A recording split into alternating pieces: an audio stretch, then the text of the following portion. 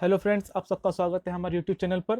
तो मुझे काफ़ी कमेंट्स आ रहे थे कि लेवल टू का सिलेबस क्या है, लेवल टू के एग्ज़ाम्स के ऊपर उसके उसको कुछ आइडिया दीजिए उसके रिलेटेड, कैसे उसको प्रिपरेशन करना है उसके लिए। तो वो सब कमेंट्स को लेकर ही मैंने ये वीडियो बनाया है। ये वीडियो हमारा पूरा का पूरा लेवल टू एग्ज़ाम के ऊपर ही बेसिस है। तो पहले तो सबको कॉन्ग्रेचुलेशन जिन सबको ईमेल आए हैं बार्क की तरफ से, जिनका भी लेवल टू के लिए सिलेक्शन हुआ है। Best of luck to all of them. तो ये आप जो पेज देख रहे हैं, ये नोटिफिकेशन जो कि बार यूटीसी का है। और इसमें मैंने ऑरेंज मार्क से मार्क किया हुआ है गोले में कि देखिए, लेवल टू टेस्ट का syllabus, English language and comprehension, descriptive written test. इन्होंने क्लियरली मेंशन नहीं किया है कि कौन सा टॉपिक आएगा, लेकिन इसमें जो लिखा है डिस्क्रिप्टिव रिटन टेस्ट, इसका मतलब ये है कि जो लेवल टू का जो एग्जाम होगा, ये पूरा का पूरा आपके राइटिंग स्किल्स के ऊपर डिपेंडेंट है। आपकी राइटिंग स्किल्स कितनी अच्छी है, आपकी हैंड राइटिंग कितनी अच्छी है, आपके कंटेंट्स कितने अच्छे हैं, आप एक पैराग्राफ, आप एक टॉपिक के ऊपर किस फ्लो में लिखते हैं, उसके ऊपर डिपेंडेंट है। आपका राइटिंग स्किल जितना अच्छा होगा, उतने अच्छे आपके मार्क्स होंगे। तो आप हैंड राइटिंग के ऊपर काफ़ी ध्यान दीजिए और आपके अपने कंटेंट्स के ऊपर।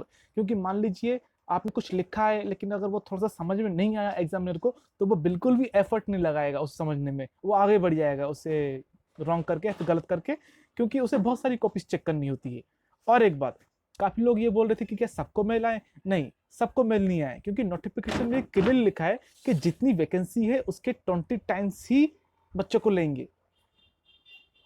50% सिलेक्शन ठीक है, 50% के ऊपर जितना है वो क्वालिफाइड है। लेकिन देखिए, जैसे कि 50% के ऊपर काफी बच्चों का आया होगा मार्क, लेकिन जो बच्चों का मार्क आया 50% के ऊपर, उनमें से 1000 बच्चे उन्होंने सेलेक्ट किए हैं, क्योंकि लगभग 50 के आसपास वैकेंसी है और 50 का 20%, 20 टाइम्स 1000 होता है।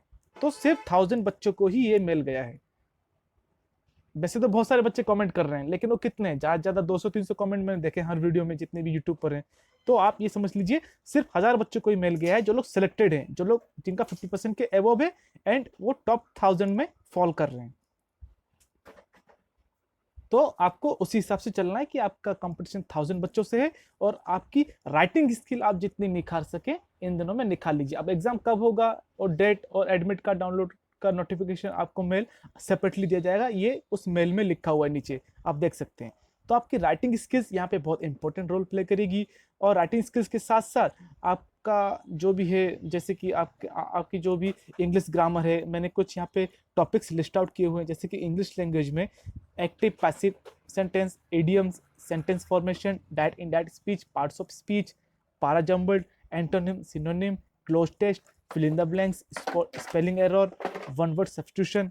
तो ये सब बहुत ही ज़रूरी है। ये सब भले ही ना आए, लेकिन फिर भी ये आपको पता होना चाहिए, क्योंकि आप कुछ भी लिखेंगे, ऐसे लिखेंगे या फिर कोई भी लेटर लिखेंगे, तो आपको ये सब आपके इन हैंड होने चाहिए, हैंडी होने चाहिए आपको।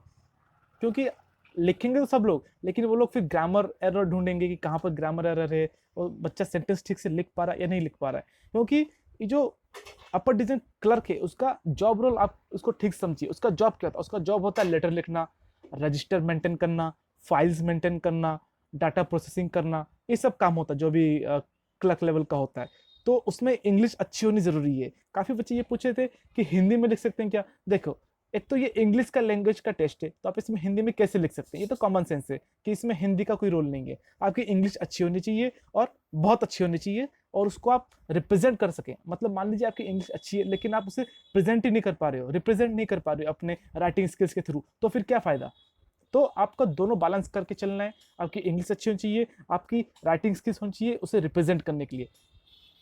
बाकी देखिए, डिस्क्रिप्टिव में हो सकता है कि कोई लेटर राइटिंग आ जाए, या फिर प्रेसिस, या फिर ऐसे।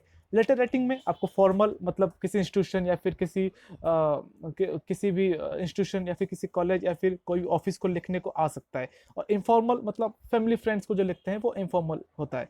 बाकी प्रेसिस, प्रेसिस का मतलब मैं अपनी पिछली वीडियो में भी बता चुका हूँ। उसका मतलब ये होता है कि एक पैराग्राफ दे देंगे, आपको उस पैराग्राफ को पढ़ना है, आपको जो भी समझ में आया उसके ऊपर समरी फॉर्म करनी है, और उस समरी में से और समरी को आपको रिप्रेजेंट करना है वहां पर। बस इतना सा काम है। बाकी ऐसे आ सकता है, नहीं आ सकता, लेकिन फिर भी आप अपने इंग्लिश इंप्रूव करने के लिए हिंदी कोई भी न्यूज़पेपर का एडिटोरियल डेली पढ़िए, और एडिटोरियल से आपको अच्छी वोकेबुलरी मिल जाएगी। और एडिटोरियल से आपको हॉट टॉपिक जैसे कि एजुकेशन या फिर वुमेन एम्पावरमेंट, वो सब आप थोड़ा सा प्रिपेयर कर लीजिए। जितने भी करंट इवेंट्स चल रहे हैं जैसे किसान आंदोलन या फिर जो भी इलेक्शन चल रहे हैं या फिर जो भी कोविड-19 के ऊपर जो भी सब कुछ हो रहा है, उसको एक बार देख लीजिए और उसको अपने वर्ड्स में लिखने की कोशिश कीजिए। बाकी कंप्रीहेंशन जो कि सिलेबस में मेंशन्ड है, कंप्रीहेंशन तो हमारे लेवल 1 एग्जाम में भी आ चुका है। एक पैराग्राफ दे देंगे, उसके बेस्ट 5 से 10 क्वेश्चन होंगे, उसको आपको आंसर करना है पैराग्राफ को पढ़ के, बस। और इसकी और प्रैक्टिस के लिए आप जितने भी दूसरे एग्जाम हुए हैं एसएससी के, जिसमें इंग्लिश के क्वेश्चंस आते हैं, इंग्लिश का 25 मार्क आता है ना उसके प्री एग्जाम में एसएससी के, तो उसका आप प्रीवियस ईयर के सेट्स लगा सकते हैं। उससे आपकी प्रैक्टिस अच्छी हो जाएगी और काफ़ी अच्छा आइडिया को मिल जाएगा कि इंग्लिश का एग्ज़ाम कैसा होता है। तो बस इतना कर लीजिए और प्रैक्टिस आप कंसिस्टेंट रखिए। डेली कम से कम एक आध ऐसे या फिर एक आध लेटर लिखिए, या फिर हिंदी आप न्यूज़पेपर को अपनी हैबिट में लाइए कि उसको डेली पढ़ना है। बाकी आप यूपीएससी टॉपर्स के भी वीडियोस देख सकते हैं जिन्होंने भी राइटिंग स्किल्स के ऊपर अच्छा बताया है, तो वहाँ से आपको काफ़ी हेल्प मिलेगी। तो यही सब मुझे कहना था इस वीडियो में। और लेवल 2 एग्जाम के लिए ज़्यादा टेंशन मत लीजिए, कुछ ज़्यादा मुश्किल नहीं आएगा, बस आपकी बेसिक इंग्लिश अच्छी होनी चाहिए, आपकी राइटिंग स्किल अच्छी होनी चाहिए, और आप लगातार हार्ड वर्क कीजिए। और हार्ड वर्क का फल तो आपको ज़रूर मिलेगा, मेहनत का फल तो ज़रूर मिलता है। लेकिन एक बात और, एक सबसे इम्पोर्टेंट बात मैं आपको बताऊंगा, वो ये कि हार्ड वर्क तो बहुत लोग करेंगे, लेकिन फिर जॉब किसे मिलेगी? जॉब उसे मिलेगी जिसने सबसे ज़्यादा हार्ड वर्क किया होगा। तो आपको यहाँ पे सिर्फ मेहनत नहीं, आपको दूसरों से ज़्यादा मेहनत करनी है। तो ये बात आप गांठ बांध लीजिए और इसके हिसाब से पढ़िए। तो आपका ज़्यादा समय नहीं लूँगा और मैं बेस्ट ऑफ लक सबको, प्रिपेयर वेल। और कुछ डाउट हो तो प्लीज़ कमेंट करके मुझे बताइए, मैं आपके सारे डाउट क्लियर करने की कोशिश करूँगा। टेक केयर, अपना और अपनी फैमिली का ध्यान रखिए और stay safe, stay blessed. All the best. Thank you, take care, bye bye.